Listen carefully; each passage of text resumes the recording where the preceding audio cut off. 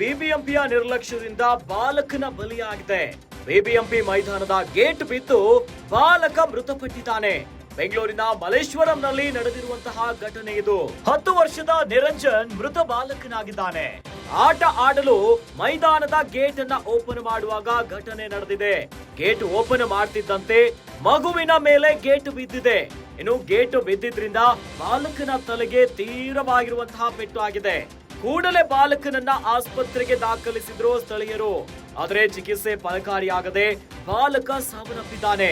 ಮಲ್ಲೇಶ್ವರಂನ BBMP ಶಾಲೆಯಲ್ಲಿ ಓದ್ತಾ ಇದ್ದ ಈ ಬಾಲಕ ವಿಜಯ್ ಕುಮಾರ್ ಮತ್ತು ಪ್ರಿಯಾ ದಂಪತಿಯ ಮಗು.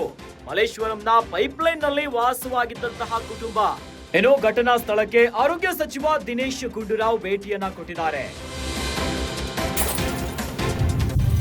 ರಾಜಧಾನಿ ಬೆಂಗಳೂರಿನಲ್ಲಿ ಬಿಬಿಎಂಪಿಯ ನಿರ್ಲಕ್ಷ್ಯದಿಂದ ಬಾಲಕ ಬಲಿಯಾಗಿದ್ದಾನೆ.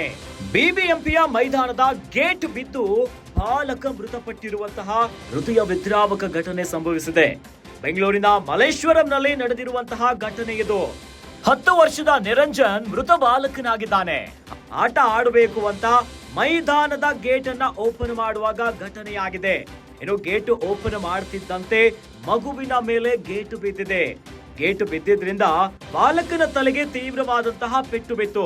ಇನ್ನು ಕೂಡಲೇ ಅಲ್ಲಿದ್ದಂತಹ ಸ್ಥಳೀಯರು ಬಾಲಕನನ್ನ ಆಸ್ಪತ್ರೆಗೆ ದಾಖಲಿಸಿದ್ರು. ಆದ್ರೆ ಚಿಕಿತ್ಸೆ ಫಲಕಾರಿಯಾಗದೆ ಬಾಲಕ ಸಾವನ್ನಪ್ಪಿದ್ದಾನೆ. ಮಲ್ಲೇಶ್ವರಂನ ಬಿಬಿಎಂಪಿ ಶಾಲೆಯಲ್ಲಿ ಓದ್ತಾ ಇದ್ದ ಬಾಲಕ ವಿಜಯ್ ಕುಮಾರ್ ಮತ್ತು ಪ್ರಿಯಾ ದಂಪತಿಯ ಮಗನಾಗಿದ್ದ. ಮಲ್ಲೇಶ್ವರಂನ ಪೈಪ್ಲೈನ್ ನಲ್ಲಿ ವಾಸವಾಗಿದ್ದಂತಹ ಕುಟುಂಬ. ಆದ್ರೆ ಈಗ ಕುಟುಂಬಕ್ಕೆ ದೊಡ್ಡ ಶಾಕ್ ಎದುರಾಗಿಬಿಟ್ಟಿದೆ. ಮಲ್ಲೇಶ್ವರಂನ ಬಿಬಿಎಂಪಿಯ ಮೈದಾನಕ್ಕೆ ಆಟವಾಡ್ಲಿಕ್ಕೆ ಹೋಗಿದ್ದಂತಲ್ಲಿ ಗೇಟ್ ಬಿದ್ದು ಬಾಲಕ ಸಾವನ್ನಪ್ಪಿರುವಂತಹ ಘಟನೆಯಾಗಿದೆ. ಇನ್ನು ಬೆಂಗಳೂರಿನಲ್ಲಿ ಬಿಬಿಎಂಪಿಯ ನಿರ್ಲಕ್ಷ್ಯದಿಂದಲೇ ಈಗ ಬಾಲಕನ ಬಲಿಯಾಗಿದೆ.